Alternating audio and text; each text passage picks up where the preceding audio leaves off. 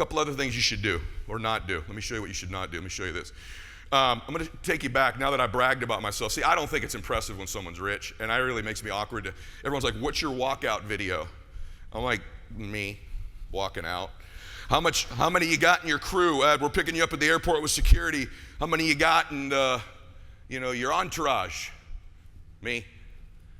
You got a camera guy? No, me. You got a security guy? No, me. Got a handler? No, me. I showed up here today, me. Me.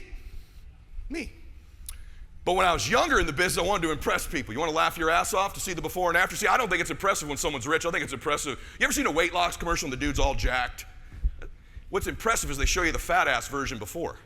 You're like, whoa, he went from that to this. Now that's motivational. So I'm going to show you the fat ass version of me. Here's who I really am. I'm the child of an alcoholic, insecure guy, living at my parents' house when I got into business. And when I was in the business, I was selling, you go to people's houses. I was driving a Honda CRX. Anybody old enough here to know what a Honda CRX is? Raise your hand or give me a yes. Yes, my people are in here. You should be following me on Instagram. You're writing my demo, okay? So, by the way, my car, I was on a sales appointment. My car got broken into in South Central LA. And the dude, back in those days, what did they steal? Stereos. I had a Kenwood in this car that was worth more money than the car. Back in those days, everyone knows this, right? I had a Kenwood and an Alpine. The thief did not steal my stereo. He stole my passenger seat. True story. You have to be a very specific bad human being to be in the market for a passenger seat of a Honda CRX, and my dumbass drove my car up. So that night I missed the close, I got no passenger seat in my car, and I told my wife, she was my fiance, I said, I need to get a Mercedes. People aren't taking me serious because I don't look the part. Except I couldn't afford one. They're all 50, 60 grand. So I open up the penny saver. I'm going through all these Mercedes, 65, 65, 65. There's one for 6,000 bucks. I go, that's kind of my car. And it says Mercedes-Benz SL, parentheses, kinda. Tell me more. True story, not a word of exaggeration. It was a kit car. If you don't know what a kit car is, it's not a Mercedes. It was a Chrysler LeBaron where they weld the body of a Mercedes onto that car. Except the problem is the Chrysler LeBaron is 2 feet longer and has a back seat. The Mercedes didn't have a back seat. But most people didn't know. So I drove down, meet this lady. I said, hey, tell me about your kit car kind of Mercedes. And she goes, let me just be really honest with you. By the way, probably had some methamphetamine involved in her life at the time. I'm not going to lie to you. She goes, I'll just be honest with you. The heat blows full time. The inside's a piece of crap. It's a Chrysler LeBaron. She said about 30% of the people know it. They're going to laugh their ass off at you. But the other 70 don't know. I said, all right, does it drive good? No. I like it. I'll give you $4,500. She goes, give me $5,000. I said, all right, $4,500. She goes, no, give me $5,000. I'm like, all right. I give her the $5,000. As I'm about to leave, she goes, one thing. I have now bought a fake Mercedes. She goes, one thing. I don't know how much you know about kit cars. I'm like, nothing. No one knows what the hell a kit car is. She goes, it's not welded together. Say that again. It's not well. I said, well, I remember I literally went, how is it together then? She goes, well, I went, can you say that again without covering up your disgusting grill, please? Velcroed.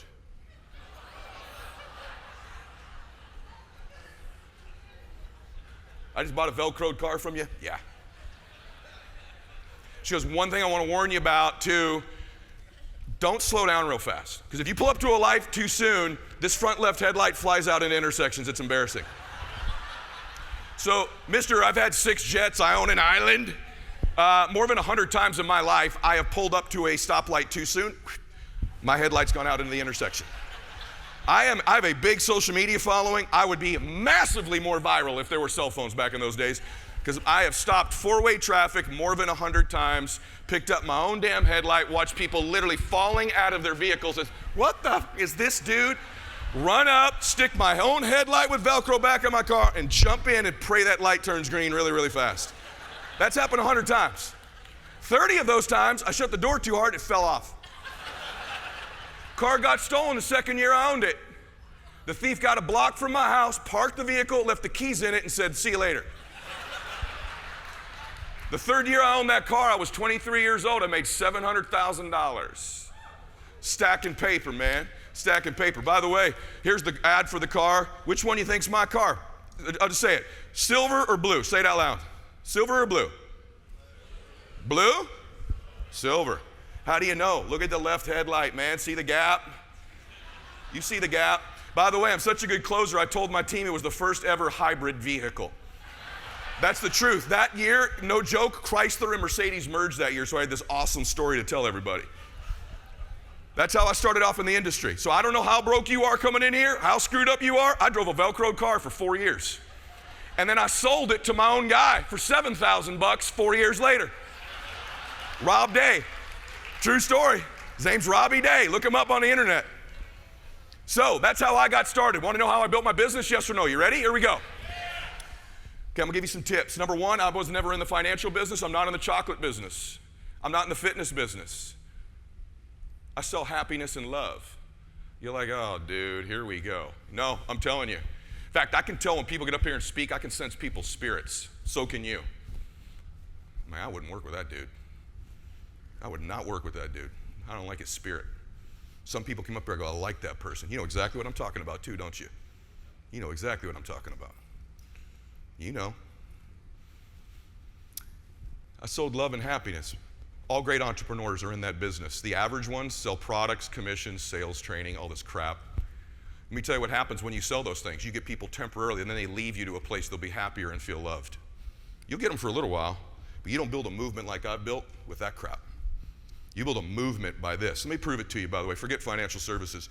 Do you know who the #1 seller of food in the world is? McDonald's. Do you think it's because of the quality of the food? The healthiness of it? No, that's interesting. So it's not the product. Oh, the other thing too, they also are the largest holder of real estate in the world. Simultaneously. They sell the most food and own the most real estate. They've dominated 2 of the biggest businesses on the planet Earth. And those aren't the businesses they're in. They're in the happiness business. In fact, their #1 selling meal is called a what? Oh, you didn't even think about it. You just walk in. See, your ability to take an inanimate object and link it to happiness and love will be your separator. When you recruit, when you sell, exuding the fact this will make you happier. You'll feel more love in your life. See, they connect. By the way, they're so brilliant, they have a mascot for a hamburger place. Now everybody does it. Jack in the Box has a mascot, but no one had a mascot for a hamburger place. The mascot is a freaking clown. Clowns are happy. They've linked happiness to crappy, really unhealthy food, and they've got the most real estate and the most food distributed on the planet because they're in the happiness business, and everyone else invisibly watches them. And all their competition is about how good their hamburger is or what the price is. Stupid. So stupid. You'll get them to eat there once or twice, but they're coming back, man. By the way, food's not even the #1 thing they sell. They're the #1 distributor of a soft drink called Coca-Cola. And when you get a Coke, you don't get a carbonated beverage with sugar in it. You get a Coke and oh my God, this has been happening all around you all your life, and everyone's giving you all these trainings, and you don't even know what business you're in.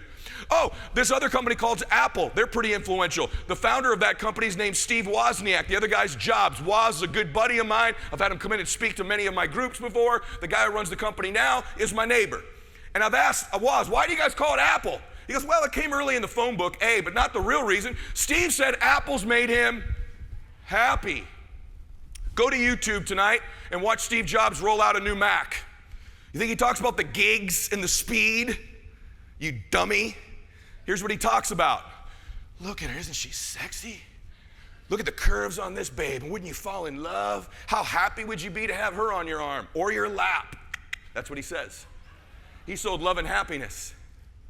He sold love and happiness. See, if you start connecting these dots, by the way, just get subtle, just get focused. Let me give you another little thing. Stop trying to get people to believe what you're saying. What? You mean I shouldn't be trying to get people to believe what I'm saying? No. There's a subtle difference great influential people understand that's subtly different than trying to get people to believe what you're saying.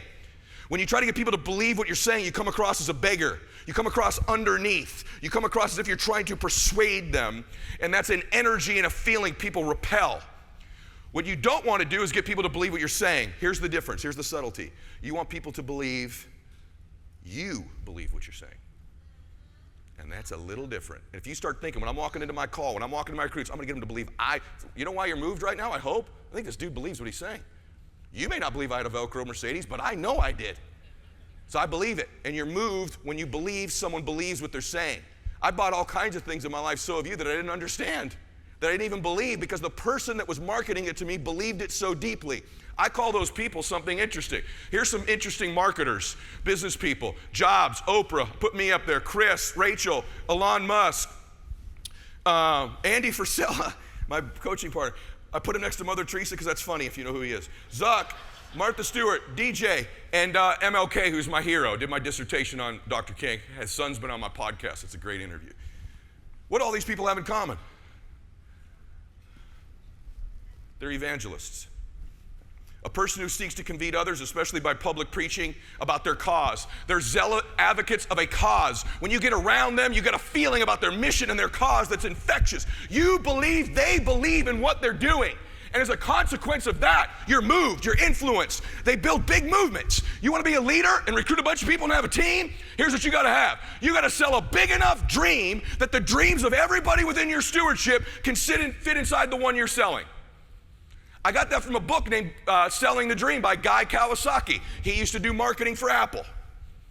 You got to sell a big enough dream that the dreams of everybody around you can fit inside the one you're selling, just like a parent. Oh, earlier, remember when I said I came from a neglected upbringing? Remember that earlier? Yeah? Good friend of mine a while ago said, Eddie, I can't believe what you've accomplished in your life with your neglected childhood. Your dad was an alcoholic. I've accomplished a lot too. I come from a divorce. That was neglect. Do you know the most insidious form of child neglect? Any of you in here have kids? Raise your hand. Number one form of child neglect in the world today is very subtle. Here's what it is. A child being raised by a parent who's not in pursuit of their dreams or their potential. It's the most neglectful thing you can do for your children. Baby, you can be whatever you want. Why aren't you, mama? Son, you can be so happy in your life. You can have peace. Why aren't you, Dad? I see you getting ready in the morning. I'm with you in the car driving. All your kids want for you is to see you happy and successful. And when you're settling in your life, you're installing the software in their mind that it's okay to do that. And by the fact that you do it, you are neglecting your children. You're neglecting them when you do that. So I want you to never neglect your children. Go for it. Aspire, achieve, dream, pursue in your life. By the way, an evangelist is a person who converts others. How do I know this? I'm going to share something with you. I'm in the happiness business. I'm in the love business. I'm an evangelist for my cause. When you're around me, hopefully you feel this man believes this. He loves people. I wish I was around. I think he'd believe in me. I think he'd care about me. I think he could probably show me how to do something better. I've gotten so pretty good at doing these two things that I have a new show coming out. I have a podcast number, but I have a TV show coming out with NBC Universal. Comes out August 22nd on a platform called Nosy. It's a streaming platform. First year, that's where it is. I'd recommend you go download Nosy. It's pretty cool. And I'm sort of the modern day Dr. Phil. I show people, it's called Change with Ed Mylett. You take a dude who was at the front door of his house driving a velcroed Mercedes 20 years later, and you're telling me that NBC has me do a television show where I help people change their lives? If I could do that, what could you accomplish in your life? What could you become in your... My dream has always been to do something like that in my life. I didn't even express it outwardly. This is from the New York Post, Thursday. That's me on the New York Post. Ed Talk, Change with Ed Mylett. Is that not bananas? Some of you don't even follow me on the big two MXCs. They go, hey man, you're gonna blow them away out there, but a lot of them don't know who you are. Where the hell have you been? I'm just kidding. That's me on the set.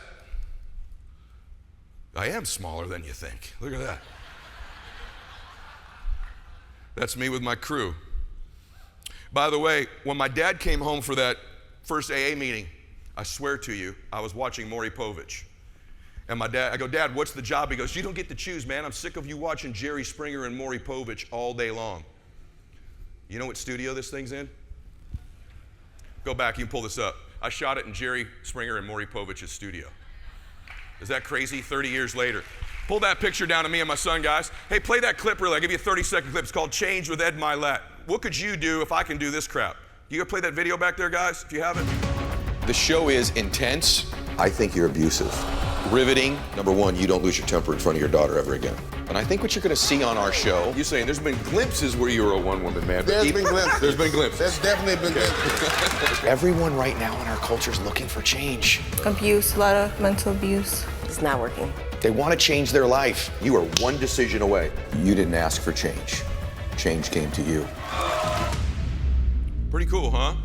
Yeah. So, why? Why am I pretty good at this? Because you're immensely qualified to help the people you used to be.